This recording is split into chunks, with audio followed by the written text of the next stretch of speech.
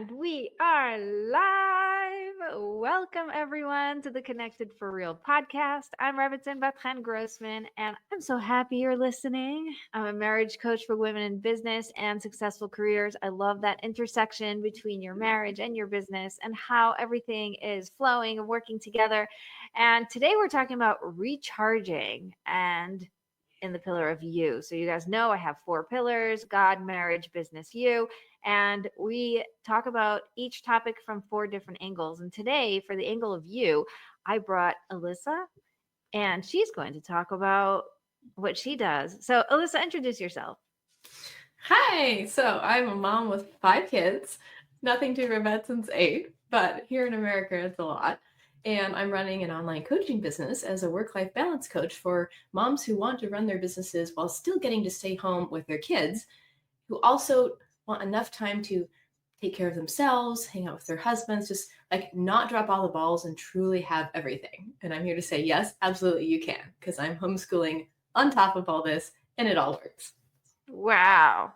Okay, so first I want to pause before we get anywhere and say, sometimes people hear I have 8 kids and they're like, oh, I only have 5 or I only have 2. And I'm like, that's not only. Each child is a world and every single one of them is an entire world with all of its everything. So having 5 kids is a big deal. And even having, whoever's listening, whatever it is amazing and wonderful. And I don't want to minimize it because it's not a competition. No comparing. Yes, they are so different. They are. And what's beautiful is that each family has its dynamics. And so sometimes when all 8 of my kids are home, it's actually easier than if only the 3 youngest ones are home, or if, some of them are missing.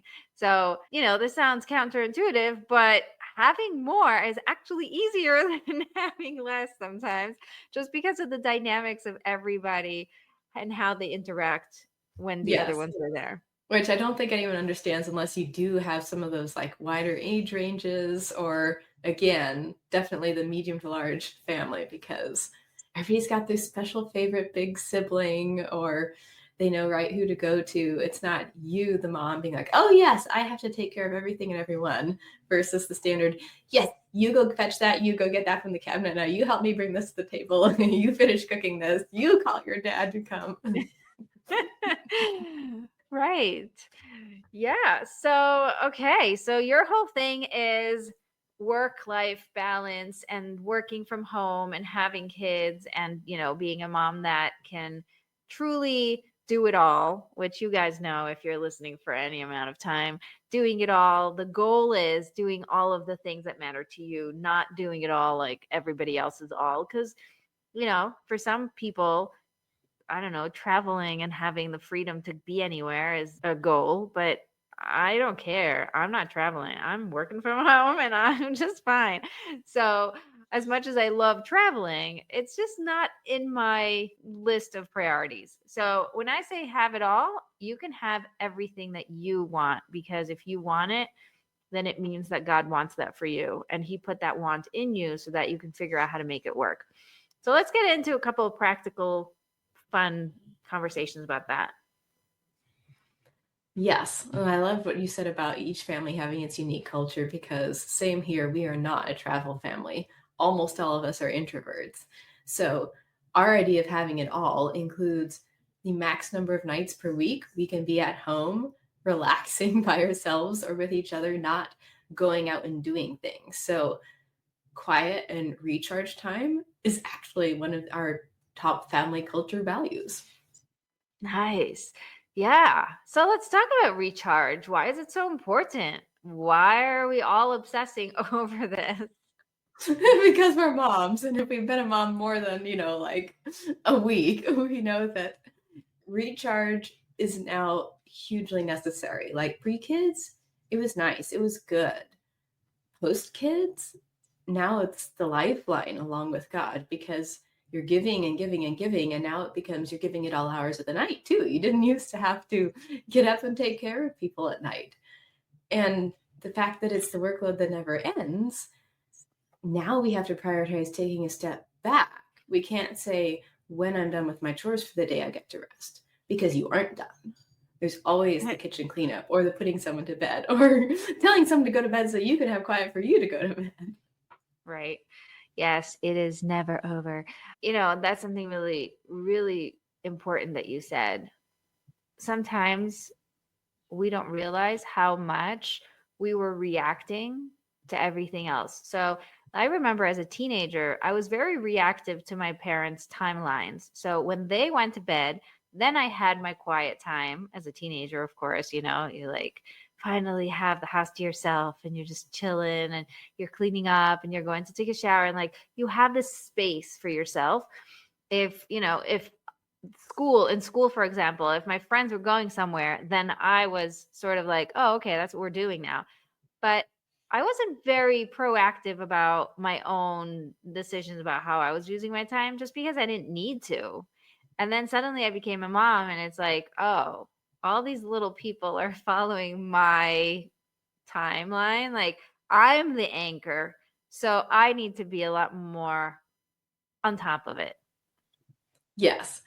And one thing I notice a lot of moms fall into is they feel like it's bad if they start being proactive and setting things up. They're like, no, no, no. Isn't being the good mom being the most reactive possible to the kids? Like, oh, yes, we can switch. We can do that right now. Yes, I can swap what I was going to make for lunch. You wanted that instead. And it's this kind of warped way of thinking of it has to be all child-centric, as opposed to saying, well, God said you have your husband, and under him, you're running the house. And guess what? You get to decide what's best for the kids. And maybe it's better for your brain to not come up with what's for lunch every day 30 minutes before you need to make it, and instead have a 2-week menu or leftovers every time, because guess what? Culinary variety at lunch is not one of your values. And instead, it's having enough margin after you clean up the kitchen to take everyone to the park or read with them or do something on a business. It's like, what were you called to do? And it may not be exactly what your kids want from you all the time. Mm. Yeah, I feel like a lot of people talk about leadership, and what we don't realize is that being a mother is a leadership role, right? And so you can't just be dragged by whatever everybody else wants or go with the wind about things that need to happen. It's like you get to put down the rules, you get to decide what we're doing, you get to plan ahead, you get to go with what energy level you're at. So a lot of times I'll tell my kids, I want to leave the park. And they're like, but we're not done playing. I'm like, well, I'm done. I can't do it. If we leave any later, I'm going to have a meltdown and you guys are not going to like it. So being self-aware and then being able to lead from a place of that's my job. I'm the leader. Mm-hmm. And I think it helps when your kids get a little older, like out of the diapers phase too, because you're leading even while you're taking care of the little ones. But it's hard to remember that. It's a lot easier when you're like, oh, I need to lead in terms of what kind of food am I going to set the example that we all need to eat? And they are seeing what I eat now. And so I better make sure I'm eating properly. What kind of bedtime? How are they hearing me talk to their father? Is that honoring? Do they ever see me connecting with friends, talking to other women? What about my devotional and prayer life? Like when they become more aware and they're not just thinking about themselves and like toddlers are, what do they see me doing? And how have I set up the home? Or they get older, like you and I both have teenagers. How am I leading them in the giftings that God has put into them? Like, how am I nurturing their character and what they may need for jobs or careers? It very much feels a lot like leadership then when you're dealing with the proto adults in your household. Yeah. Yeah, I love that you said that. And then I can hear some of the listeners going, man, but I'm not perfect, but I mess up all the time. But you're telling me that they're looking up to me and I am not that respectful, or I'm not doing the thing, or I go to sleep so late, or I stay up on my phone, or I'm sitting there scrolling and the kids see me. And it's bad. And I'm feeling a lot of emotions about it. Can you pause for a second? Like, not pause the podcast, but just pause and take a breath, right? Because if God wanted your kids to have perfect mothers, then you would be perfect, right? Like, God doesn't make any mistakes. If the kid needed a perfect mother, he would get a perfect mother, but he doesn't. He need a normal human mother. And he needs to see you struggling and living your life and doing your thing and also working on yourself, because guess what? Life is always going to have those inner struggles, and your kids need to see how you handle it, and how when you make mistakes, you know how to fix them up. And when you aren't respectful, you can sort of own it, and you can take a break, and you can sort of be honest about, hey, I really just need to go away right now. Like, bye, right? Being vulnerable like that is leading in the most beautiful way, because it gives them the behind the scenes of how it actually is done. Yes. And even maybe pivoting that a little, if you learn best by experience or by story, think of the story effect of them watching you. Say you never exercised ever, and you're like, I really should take care of my temple, blah, blah, blah. And you finally start when they're 13 years old and they see the difference in you, the before and after. You think they're not going to remember what exercise really does for a person? And then when they're older and realize, oh, yeah, I've been slacking, or I never did start. Oh, that's right. But mom never did either. Then she did, and look what it did for her. Like, your imperfection, but where you are in the journey, committing to keep working on yourself, could be the very thing that stops them from having to go as far as you did before they catch themselves. That's so beautiful. That is beautiful. So the obvious example is your phone. When your phone needs to be charged, what do? You recharge it. So how are some of the ways that we can recharge? I like proactive, preemptive recharging. So don't wait till you're in the, if someone says one more thing and asks me one more question, I'm going to fly off the handle. Where do you need to change things about your day so that you aren't overloaded yet? Like you said with the park heading, maybe you need to be cutting them all 15 minutes shorter, because you can handle that much time at the park, but you can't handle all the questions on the drive home from the park. Or perhaps you need to not do the park right then at all. You need to bump it earlier in the day, maybe much later. You can ask your husband to take them to the park instead. Like, what have you been putting on your day that is so overloading you? And what are ways you can shift those things to make it easier? Can you get the kids involved in cleaning up after lunch if it feels like this giant, huge hassle to clean up the kitchen before it's nap time? What can you do, thinking outside the box, so that you don't feel like you're in mommy martyr mode and you're not in, I just need to put up with this and serve my family mode? No, no, no. Remember, you are leading and you have finite energy reserves, and God is very well aware of that. So, how does He want you to live?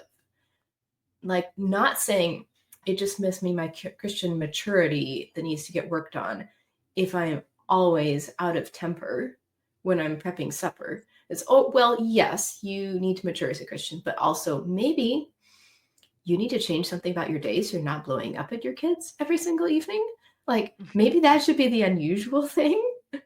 And maybe you could prep the crock pot earlier in the morning when you had tons of energy, and then you're not scrambling around at 5 o'clock or whenever you eat, going, I can't handle this. I don't want to think. And they're complaining that I'm cooking this again. And now I burned it, or, whatever. Like, what can you change about your day so that it's not pulling you so low emotionally and in your physical capacity? Because I think that is God honoring. It gives your kids a much better memory of you as the mother if you are as filled up and recharged as possible. So for me, my youngest is 5. We don't need naps anymore. But you know what? Everyone still has nap time, quiet time. It's called everyone go off in your rooms, since we're mostly introverts. You don't have to do chores. You don't have to do schoolwork. You can recharge, because I am going to recharge, which means I am not doing chores. I'm not answering your questions. I'm not breaking up the sibling fights. I am just saying, this is my time. So you get to have your time. We do not have to go all the way through supper, baths, and bed without a break. So I'm going to take 2 hours right now in the afternoon when it's still work hours for other people because I'm a work from home mother and I get to. Right. Yeah. A couple of years ago, my daughter had her birthday. I don't remember which one it was, which birthday. Maybe she was 14 or 13. I don't know. But, we believe that on your birthday, you have the power to give blessings. So I said, give me a blessing. And she said, I bless you that you take a nap every single day. And I look at her, I'm like, what? I can't do that. And she looked at me and said, when you nap, we could tell the difference. So give yourself permission to nap every single day, and your every day will be amazing. And I thought, wow, I had to hear it from my 14-year-old. And I was not feeling very confident about napping every day because, well, my husband says you're not supposed to nap because it ruins your night, or you're not built for napping, whatever, his theory is about you should just sleep when you sleep and then not have to nap. But we're very different in personalities, and we also have very different needs. So he doesn't wake up in the middle of the night to nurse, so he doesn't have to nap, right? When I started giving myself permission, and I'm telling you, it really takes myself giving myself permission, because I wasn't letting myself have it. Even when I had the time, I would instead just sit there and sit on the couch and sort of be tired, but I wasn't going to nap. I was being tired or just resting. But that resting wasn't the same. The quality of rest, even if I don't actually fall asleep, if I'm in my bed and I actually get into pajamas, like, I will stop everything and go into nap mode. It changes everything. And ever since then, I've been really very consistent about napping, because she's right. I work at night because of the hours, right? And Israel America hours are 7 hours apart. So a lot of my clients are, and I also can, like you said, I'm working from home. Nobody's sitting there like counting my hours or waiting to see what I do between, 2:30 and 3:30. So I really appreciated that she gave me that gift. It really was a blessing. And like she said it so well, we could tell the difference. Your kids could see it. Yes, which is what you want, both for them to have the memories of you as the mom who did make that difference for yourself, and to use that as a reminder of, now when she becomes a mother, she remembers she needs to do something for herself. And it might be nap if she takes after mom, but it might not be, but she needs to, because she can remember how mom behaved when she didn't nap. And Right. it's what people like to call a self-care. It's you're filling yourself up so that you can keep serving the people God put in your life. Right. Yeah. Yeah. I think about old me and new me, like okay, I have to tell you guys this. This is hysterical. I'm launching now. And I have a program called Balance for God's Sake, where I work with women for 3 months in a, awesome program, one-on-one. Everything's private coaching. And one lady wrote to me an email. She said, well, the problem is that you're so successful and you've always been so successful. So you don't actually get it, because I am, a failure and I can't do things, and everything I try, I haven't succeeded and whatever. And then she said an example. If I wanted to lose weight, I want to find somebody who used to be overweight and did something and is now, thin, and can show me that she gets me, like she's relatable. So I said, if we were talking about non-visible weight, I used to be like 400 pounds and now I'm like nice and fit, right? But like, you can't see that because you don't see into my brain, and you don't know what I was thinking, what I was believing, the things that were going on in my life. You just see it on the outside. Of course, on the outside it looks like I was all successful, but like, all the stuff I worked through is just an amazing way to think about it. But like, when I had 3 kids, I was overwhelmed, falling apart, annoyed at everybody, very needy. I was constantly complaining. Like, I was a mess. And I didn't like that. And I remember going to coaching for the first time ever. I went to coaching when I had 3 kids, and I started crying to her that I'm a bad mother. I just can't figure it out. And it was so relieving, by the way. Hire coaches. That is like my number one thing is like go for coaching. And at that time, I didn't have money. I found someone who was learning to be a coach, and I allowed her to do her stage on me. So it wasn't as if, it has to be this like gigantic thing. There's always a solution, always. And God is so good and so abundant. He has no problem finding a solution for you. But you have to be willing to look, and you have to want it enough to go out and communicate that this is what you're looking for. Anyway, so I've had, free coaching to very cheap coaching to very expensive coaching to like gigantic coaching programs, and all of them were successful. I learned something from every single experience. And I think it's an attitude. So I'm just putting it out there. Go into it wanting to get something out of it, and you always will. So where was I taking this?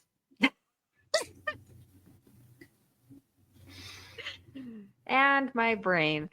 Anyway, I don't remember, but oh yeah. So the little tweaks that I have done along the way, especially my oldest daughter, because she lived through this as a kid, right? She knows what it was like and how I am now. I take a walk every morning, and I talk to God, and I pray, and I take a nap, and I'm a lot more authentic to the things that work for me and don't work for me. So I'm no longer trying to do things the hard way. I've become a completely different person, and she's able to see that. And that, like you said, that's a gift. That's a real gift. 100% agree. I do see that we have some listeners who are listening live. So I'm just going to put this out there. If you have a question or if you want to comment, you can do that, and we will actually see your comment. And we'll answer it. Okay. So as promised, I want some practical, great ideas for like in the moment recharge, because sometimes we can preempt it like we've been talking about until this point, but then sometimes we get to a point where it's like, like now it's 9:10 at night. I've had a long day. I've had a crazy long week. We went through so much drama. There's a lot of personal and then also outside world stuff, and it's all sort of swirling inside me. And I got to this podcast. The first thing I had told Alyssa, I was like, I'm so tired, right? I need a recharge, and I don't want to cancel this. So, what can we do to sort of give ourselves those little tiny bits of extra energy so we can get to that fuller recharge? Sure. So, as the listeners know, there's a ton of different ways to approach this. I'll just share, for starters, my favorite tools for this.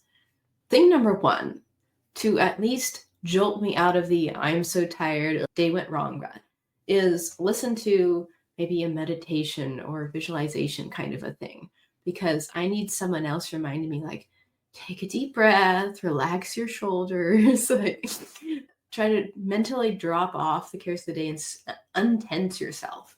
So it could be something, I think people sometimes call them body scans or things like that. I need a physical reminder to get out of my body in that sense. And then from there, if I am completely spun up, I might have to do a hobby a little bit for fun. Depends. So for me, that's, like reading a book or listening to podcast episodes. And then what I usually like to do to get all the stuff out that's in my brain is I go take that walk. So instead of a morning walk, like Rebbetzin, I'm doing an afternoon walk once my workday is over. And I'm just going to sit there and talk to God and, well, not sit there, walk there, obviously. And talk to God and be like, okay, this went on. I'm feeling all spun up about this. My kids did this. And start bringing his truth in. Like, okay, that happened, but did I actually do anything wrong in that situation? Was there a different way I could have handled that client? Or is that just my insecurity speaking, as opposed to trusting that God had me tell her exactly the right thing she needed to hear, and she may come back and thank me for it later. And if she doesn't, that's okay. I said what I needed to say to her as the messenger. If I can't seem to turn this positive yet, I will swap and do gratitudes. to remind myself something did go well today, whether I did something well or whether I appreciated something God put in my day. Maybe it's I feel really, really appreciative for my cup of tea right now and the fact that I bought it or it wasn't out at the store. Maybe I feel really appreciative that I talked to someone on LinkedIn and we really connected well. It was fun. It wasn't just your run of the mill. Hi, how are you? Thanks for the connection. Maybe it's one of my kids was spontaneously doing something really nice for her brother, and I just loved seeing that character and service and warmth. Whatever it is, I'm going to do those 5, minimum of 5. Sometimes I run into like 10 gratitudes. And then I can go back to God and be like, okay, yeah, this day was not a total nothing went well. Okay, so from a more balanced perspective, all right, what is still bugging me now that I've kind of verbally vomited and said, okay, help me work through this, God. I am still feeling stuck about X, Y, or Z. And if you like to journal, this is a great place to journal. Or you can sit there walking, you could bring it to your coach. Like, you just need to talk it out with someone, whether it's the page, the coach, God, your friend, and see what you would prefer to do. Like, maybe there's a boundary that was crossed. Maybe your resentment actually has a reason. You were supposed to be running the day and running the house and leading your family this way, and you chose not to because you felt tired. And then the predictable happened with your kids. You got upset. Now you're sorry you snapped at people, but the damage in a sense is done. You still have the emotional residue from all that, and you can go back and say, oh, that's right. I let them stay at the park too long. And I knew I was doing it because I didn't want to deal with explaining why we need to leave right now because mommy has had enough. And I overloaded. Okay, so mental note to self, I need to keep to that. It is very important for me to keep to that. And then you just say, okay, moving on from that chapter of the day, what else was going on? And I mean, sometimes I walk for 40 minutes, sometimes it's 25, just however long I need to process this all out. And by that point, I'm ready to either swap back to making supper, taking care of the kids, doing other business work, depending on where I am in my day, or maybe I can go and flop for a while and have more free time. But that getting through the emotional gunk, in a sense, is what really helps me recharge. And then knowing that later in the day, I will still have time to, sit down and read a book for a couple hours, something like that. Like, this is not hobby time, but it's because you won't ever fully enjoy your hobby if you're still mentally spun up inside and tense and feeling the frazzle and all that. Right. Oh, I love this. What comes to me is that when people think of recharge, they think of I need a 3-day vacation where I am away from everything and I am, whatever, at a spa doing the things and nobody's bothering me for the next 72 hours. But like, it's nice. I'm not going to say it's not nice. I love retreats and I have actually made my own and it was really beautiful and successful. And I would love to do it again once my baby is old enough that I could leave her here. But there's also something so powerful about sprinkling these recharge moments within your day. So I told you guys that we've had, a hard week, a hard day, just, lots of stuff going on. And today I started feeling a headache, a sinus pressure, like my body is telling me to slow down. And thank God for my awareness. It used to take, all the way to get to a sinus infection for me to wake up and be like, oh, I think I need to rest. But now, thank you, God, for giving me the awareness. After a while, you see the pattern and you're like, no, I'm not doing this antibiotic thing again. So I'm not even going to get to the point where it hurts. I'm not going to get to a point where I'm, like toppled over. And so just waking up with a little bit of a headache, just feeling the pressure. Also, it started raining, so obviously, like, it's not just in my head. Well, pressure in my head, yeah. But anyway, I committed to doing as much as I can for myself in the pockets of time. So I did have a meeting in the morning and I showed up to the meeting and I was my best self.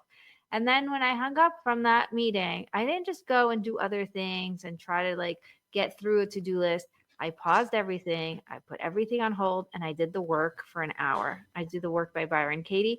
I do it with my clients. I haven't done the work on myself for years because it just happens in the background. I'll ask myself certain questions automatically. I'll catch myself before I believe a thought or, before I buy it fully. So I have gotten to the point where I don't even have to do it because it comes second nature to me.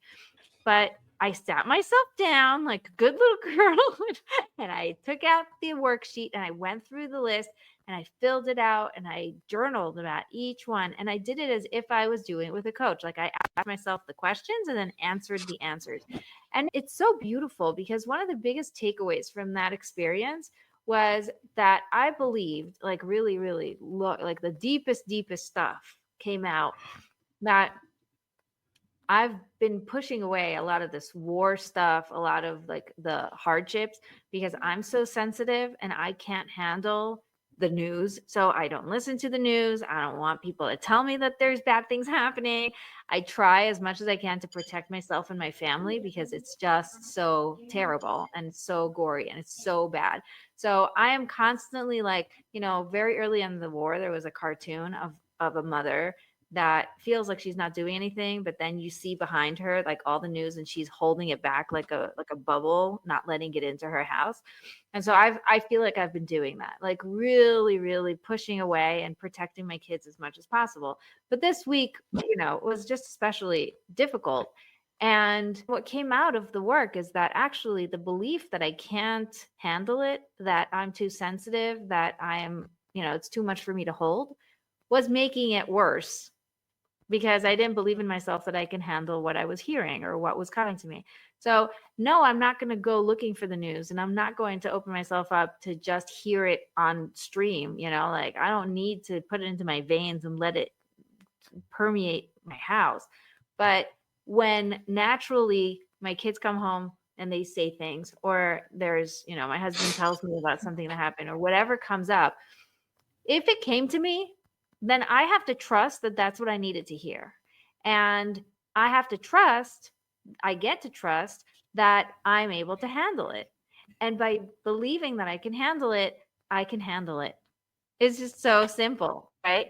And seeing people suffer and being like, I can't handle that. I just want good.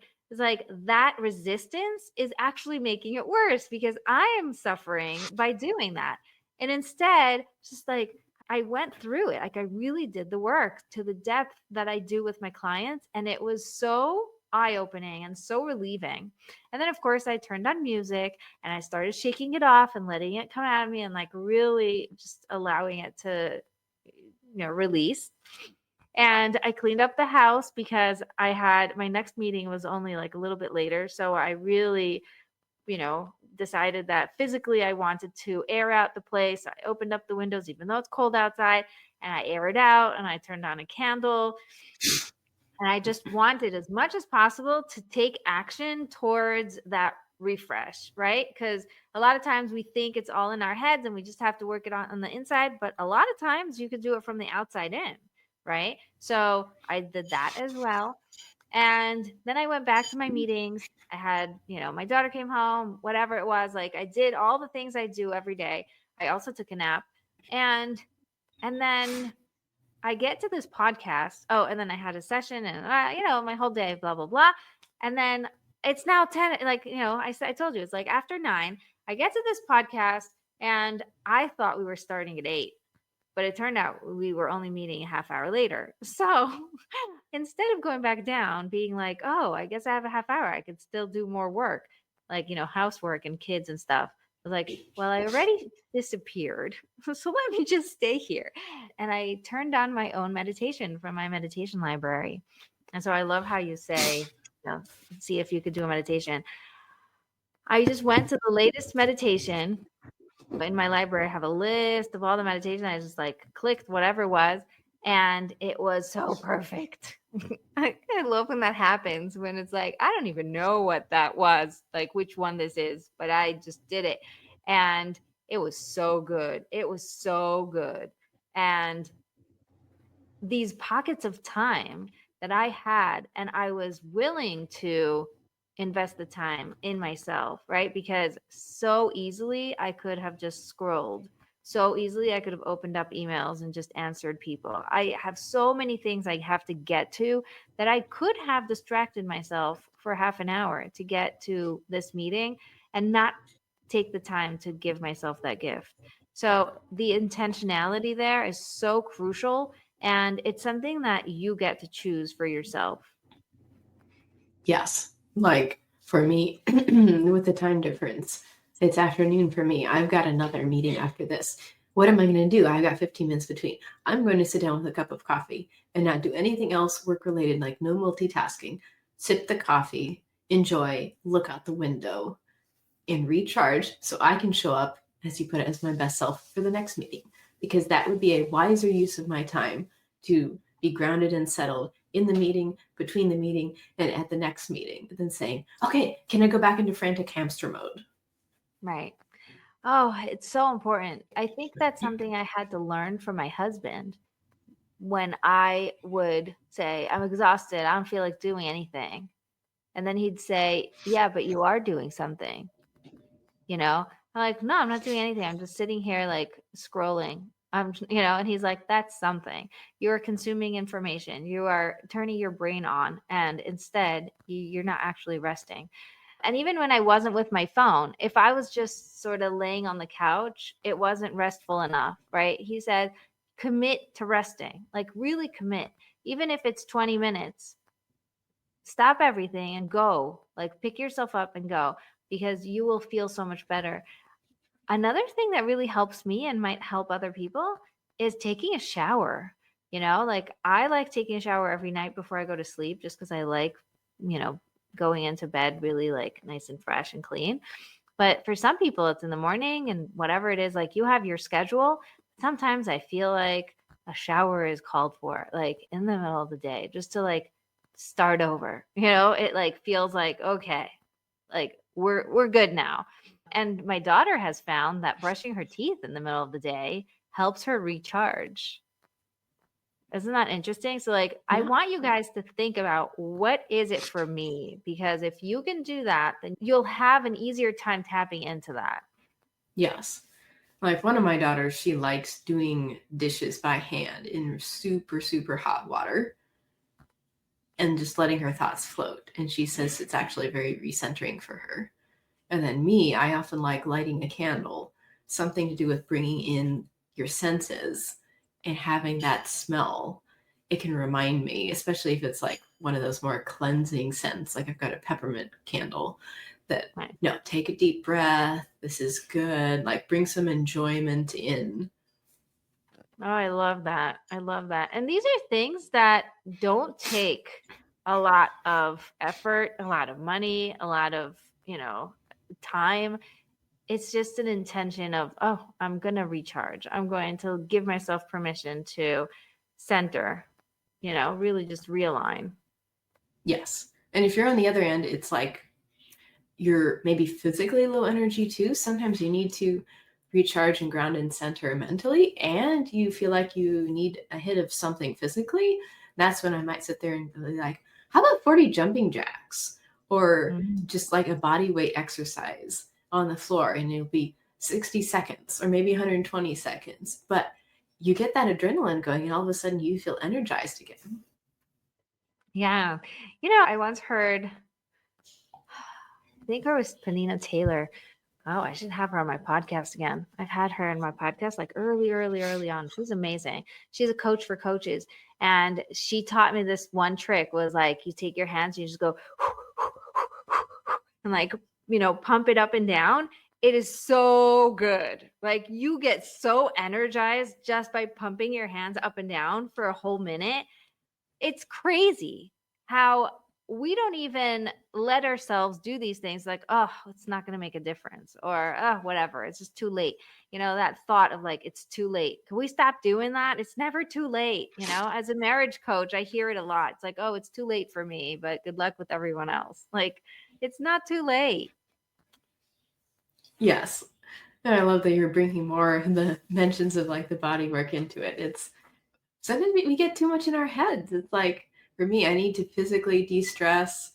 really energizing. Like I'm doing that over my head with weights. It never occurred to me to try it without weights too. Or you mentioned like the shake it off, move, get the emotions out. We just get too westernized and think, well, I don't know, maybe I need to talk it out or tell myself it's not a big deal. It's like, no, physically moving your body in some way will be very supportive with this. Yes, yes. Whew, wow.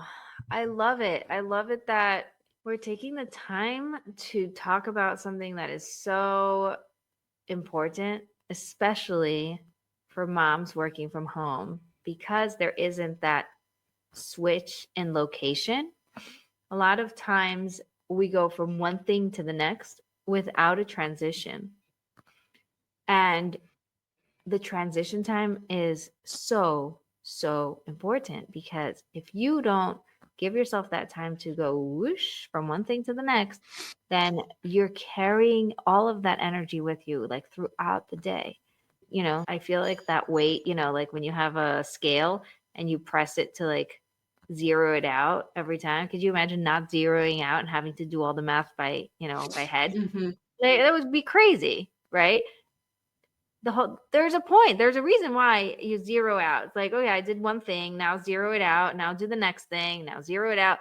If you can't do that for yourself working from home, then what's going to happen is you're constantly dragging from one thing to the next, and at the end of the day, you're no wonder you're exhausted, no wonder you're just like, ugh. 100% agree. That's why I love that afternoon walk. It's when my client work is done before it's supper time, I'm zeroing myself out and transitioning part of my day at the same time. Yes, yes.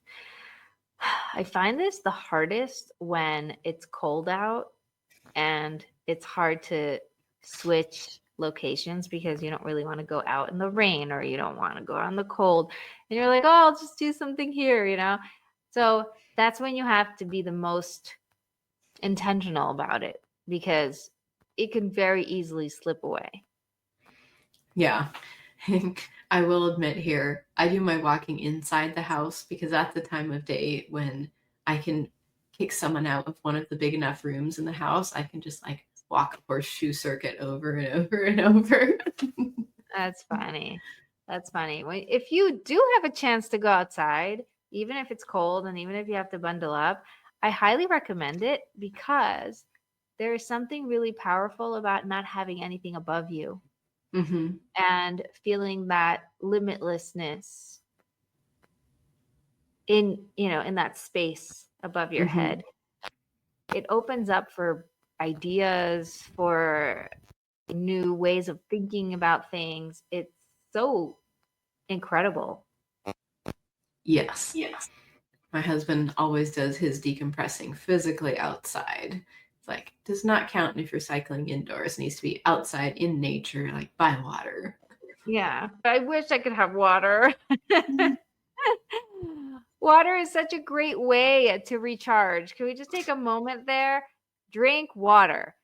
Sometimes just taking a drink of water will recenter. It will hydrate you. It will recenter you. It will give you a moment with yourself. It is so cool. Taking a shower, taking a bath, brushing your teeth, washing your hands, washing your face. I did that right before we started, right? I was like, oh, gotta wash my face, splashed water all over me, and like, okay, I'm ready now, right? Water is so powerful because it's built in therapeutic substance, right? Like God created water to be therapeutic. It's why people have, fish tanks in their house. Water is really, really beautiful. And going by a lake, going by a stream, just watching a waterfall, all these things. And something I realized when I was a teenager is that God has built in water therapy for us. When we cry, water comes out, right? So it's a little far-fetched. I know some of you are going to be like, uh-huh, but you know me enough to know that, hey, this is working. Okay.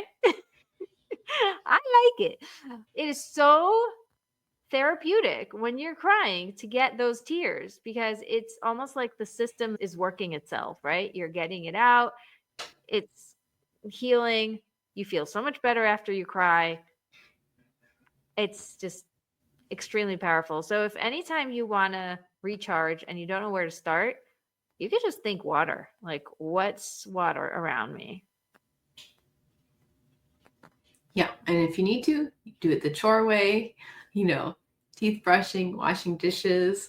If you have the space for like the shower, or just like I heard of someone say, like, turn on the faucet in your sink, put your hands under it, and then watch the water spill into and overflow your hands. I love that. That's cool. Don't waste too much water though. Yeah. Yeah, but that's very cool. We get so stuck in a cube when there's a lot going on and we think that it's all in our control. And then as soon as you get out of that and open up to God and to the infinite amount of ways to reconnect, everything is a tool for reconnection, right? I remember I went to a bunch of retreats like throughout the years. And in one of them, she said, we're going to put on music. You're going to have to pick the first item that comes to your attention. And then the music is going to stop and you're going to stare at it for, I think it was a minute or 2 minutes. And like, you can touch it, you can move it around, you could study it, but like, this is your focus now. And it was so cool. It was so cool what happens in 1 minute of just studying an object that would otherwise just sit there in your house or, in the office or whatever.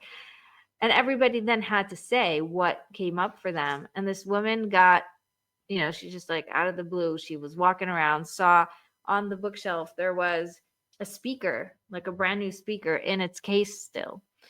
And the name and the logo and the words that were there were all things that she was praying for, like all things that she was talking about. I was like, amplify and, whatever, like the location where it was made was something about her kids, and like everything had something to do with her life. It's like, there is nothing random. Like, I'm sitting here for 2 minutes studying this thing, finding all these like click moments of like, whoa.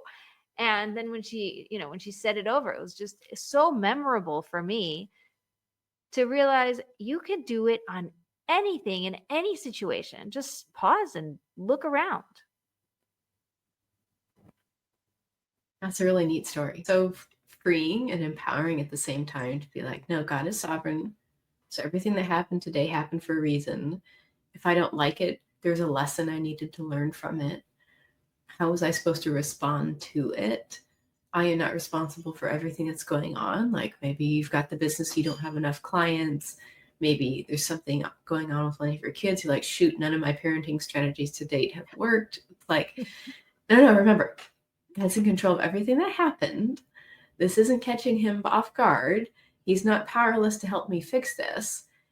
He has so many ways to convey that knowledge to me. What if I open up and asked, or got quiet and listened?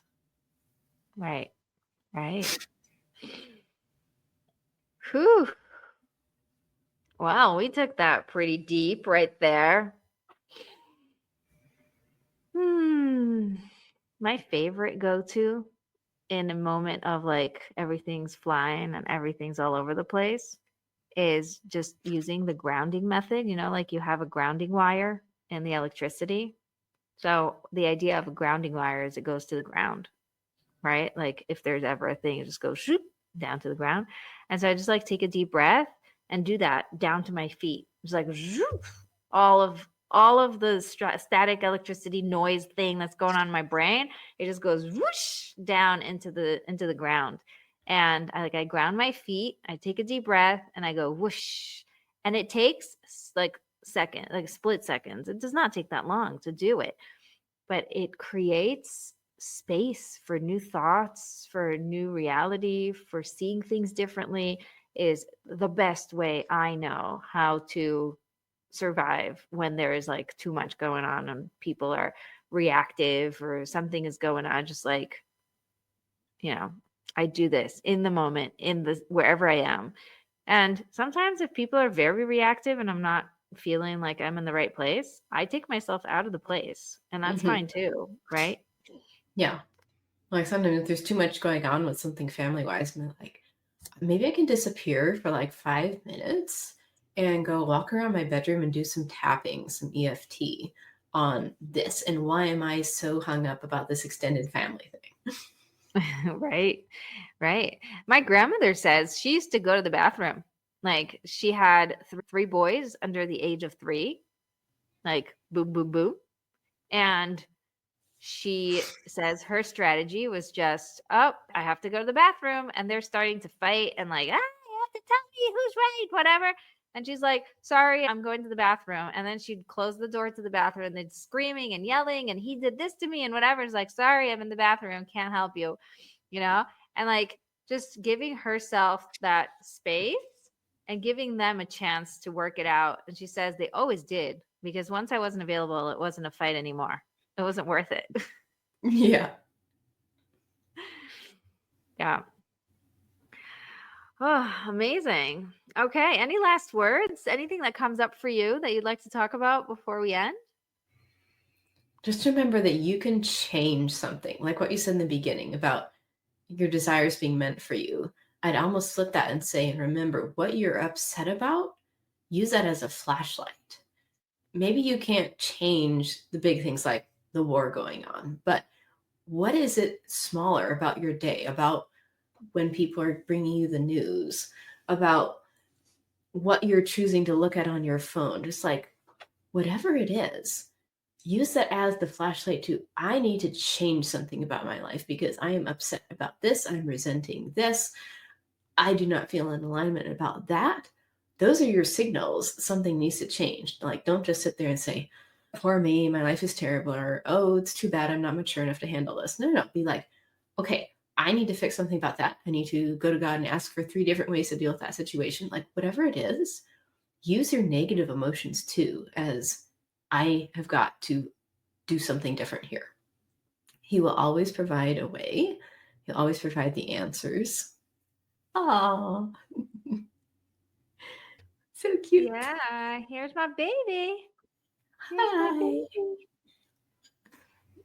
She came in to say hello before the end. Bye. Apparently, she wasn't letting them do stuff because they came and gave me a baby. Okay. Online. So there you go. I'm taking it with the flow. You want to say hi to everybody? Sorry for distracting you. Go ahead. Finish your sentence. No, that's fine. I think I was done anyways. That's it. Bring a 10-month-old and you've lost the conversation. It's all about the baby now. Okay, tell everybody how they can find you and how you work with people and how they can give you their money.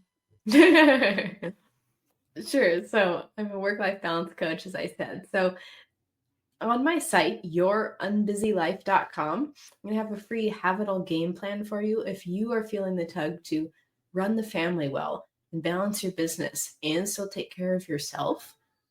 This is going to walk you through how to fix the gaps in your life as it is right now. You can also find me at The Unbusy Mom. It's the podcast I put out. Episodes are more like 5 or 7 minutes, twice a week, Tuesdays and Thursdays, because I know you're busy, you've got a lot going on, but you want that actionable tip, shot of encouragement. So podcast, free coaching resources. I've got a year's worth of episodes on the site. And if you're needing bigger change, you need to be able to handle the business, or you need to be able to set up time for the business, and you're not really sure how to practically make it work with your kids, or maybe your husband has a really unusual schedule that you need to respond to every day and every week. That is what I do. That's how God has gifted me, is the time management and productivity in a nurturing way instead of a should and discipline and just do it with no grace, no compassion kind of way. So I'm going to help you find all the pockets in your day and all the ways that if we just looked a little bit differently at your schedule and calendar, you would see you have enough time for everything that's a priority for you. figure out how to drop things, how to delegate stuff, how to delegate to your kids if you don't have any money to hire help, both home and business, and get you that life where you genuinely, truly love your hour by hour experience of being the work from home mom. So again, that's yourunbusylife.com and the Unbusy Mom podcast.